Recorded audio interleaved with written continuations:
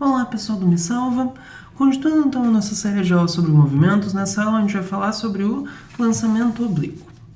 A ideia básica do lançamento oblíquo é que eu tenho um objeto aqui e eu vou jogar ele na diagonal. Quando isso acontece é por causa da gravidade, né? Em vez de simplesmente ir subindo na diagonal, ele é puxado para baixo por causa da gravidade e ele acaba descrevendo isso aqui que a gente chama de uma trajetória parabólica, porque esse caminho que ele faz é exatamente uma parábola, aquela curva de x ao quadrado que se vê em matemática. Então, a grande chave para entender esse tipo de movimento, que na verdade é muito simples, é o seguinte: notar que tu vai ter que separar o movimento horizontal do movimento vertical. A gente vai olhar separadamente, horizontal e vertical. Como assim? Se eu tenho um objeto e eu jogo ele da diagonal, na verdade o que está acontecendo é que ele está andando tanto para frente quanto para cima. E a gente quer olhar separado, o quão rápido ele se mexe para frente e o quão rápido ele se mexe para cima. Vai existir aqui o que a gente chama de uma componente, um pedaço horizontal da velocidade.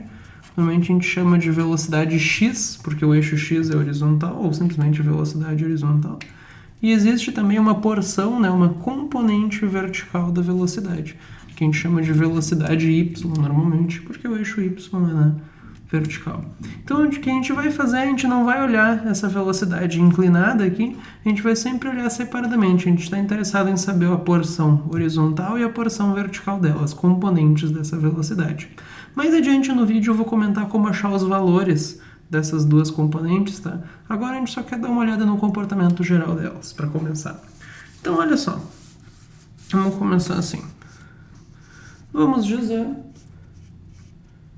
que eu tenho um objeto aqui e eu arremesso ele para cima. Na verdade, eu desenhei um do lado do outro, tá? Seria em cima, só para ficar mais fácil de visualizar.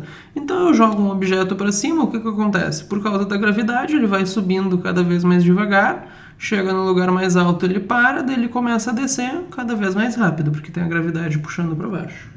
A única coisa que acontece se eu tenho um movimento na diagonal, se eu arremesso um objeto, é que além de subir e descer, eu dei uma velocidade para o lado para esse objeto, eu dei um empurrão para o lado. Quando eu jogo na diagonal, eu estou jogando tanto para cima quanto para o lado.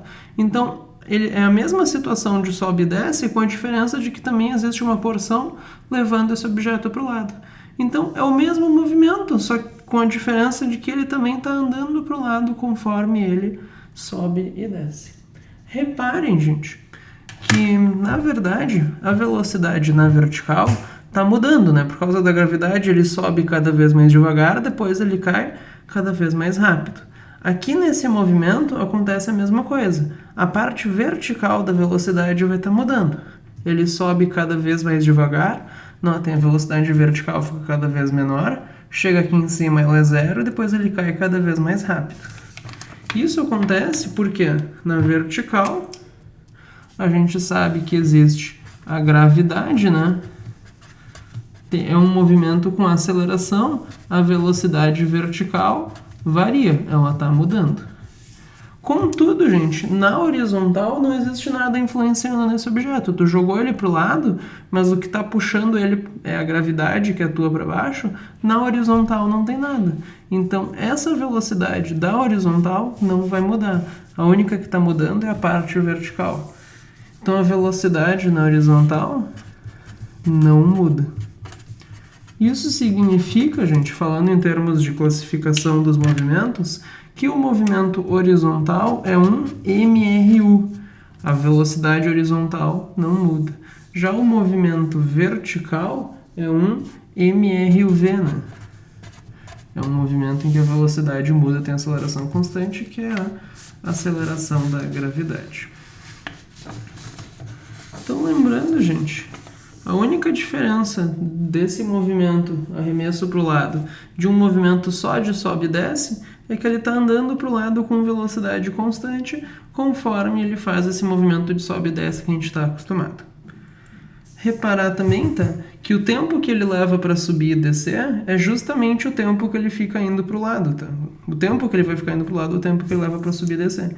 Então, na verdade, para resolver esse tipo de exercício, o que a gente vai fazer? Quando tu arremessa para o lado, a gente vai olhar o movimento só na vertical, como se ele estivesse só subindo e descendo, e achar o tempo que um objeto que sobe e desce leva para subir e descer. E daí esse a gente vai saber que é o tempo que ele fica andando para o lado. Tá? Vai ser mais ou menos essa a ideia. Daqui a pouco eu vou fazer um exemplo, acho que vai ficar mais claro. Então, só antes da gente ir para um exemplo, de comentar como é que a gente acha os valores de cada uma das duas componentes, um outro comentário que eu queria fazer é o seguinte: a influência do ângulo no movimento. Mesmo sem fazer conta, a gente tem que ter uma noção do quanto a inclinação com que eu jogo o objeto faz diferença no movimento. Se eu arremesso, então, por exemplo, um objeto aqui num ângulo, esse ângulo aqui, ó, de 30 graus, ele vai andar uma certa distância para frente, a gente chama essa distância que ele andou para frente de alcance. Se eu, por exemplo, então, na verdade, essa velocidade aqui, só para comentar, deixa eu fazer aqui, vai ficar um pouquinho melhor. Eu joguei ele com uma certa velocidade inclinada de 30 graus. Essa velocidade, ela tem uma componente horizontal, né? Parte dela é para frente, e uma componente vertical, parte dela é para cima. Se eu, por exemplo, arremesso agora inclinado 60 graus, como aqui, um pouco mais inclinado. A mesma velocidade, só mais inclinada. O que vai acontecer agora? Notem que o quanto a porção para frente agora está um pouco menor e a porção vertical está um pouco maior. Então, nessa situação, se eu joguei ele mais inclinado, ele vai para frente mais devagar, mas ele tem mais velocidade para cima. É por isso que nessa situação aqui dos 60 graus, ele sobe mais do que na situação do 30 graus. Quanto maior, mais inclinado, maior a componente vertical, maior a velocidade para cima, mais ele vai subir. Notem que quanto mais inclinado fica o ângulo, mais ele sobe no total. E por que a distância horizontal muda também? O que acontece é que, se eu jogo mais inclinado, tem mais velocidade para cima, como ele vai mais alto, ele demora mais para subir e descer. Se ele demora mais para subir e descer, ele passa mais tempo andando para frente. Só que também tem outra coisa acontecendo. No caso, por exemplo, da velocidade estar mais inclinada, ele vai para frente mais devagar, né? A componente horizontal é menor.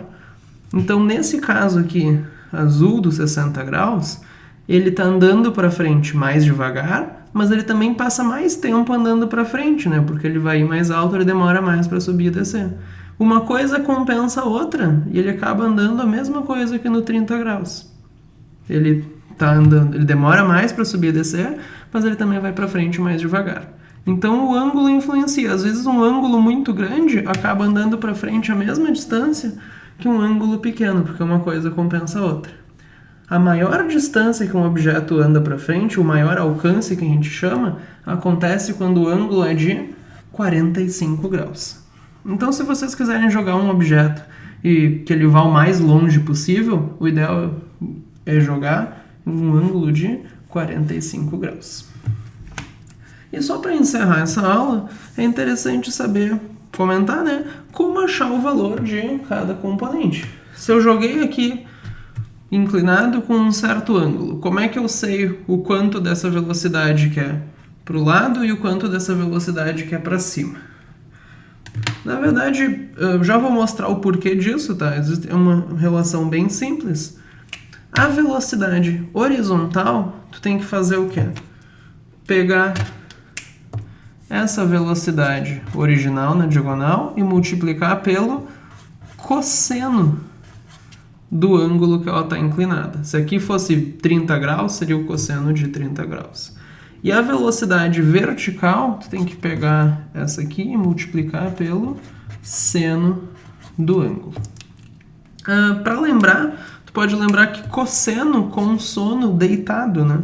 A componente deitada é que tem o cosseno. Sei lá, para mim me ajuda a lembrar. Então essa aqui é a relação que tem que saber para poder falar da formulinha. Enfim, para poder achar as componentes e tudo mais. Num vídeo posterior eu vou fazer um exemplo e tudo mais.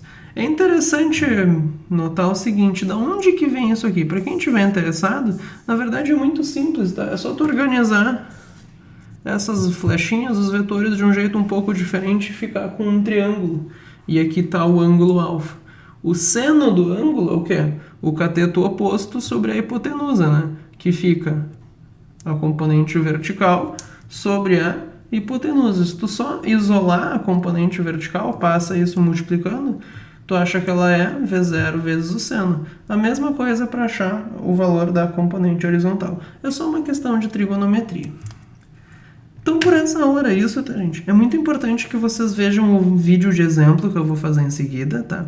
Para entender como é que a gente trabalha com isso no exercício, como é que isso ficaria com valores e não com letrinhas. Mas por essa aula era isso, espero que tenham gostado e até a próxima.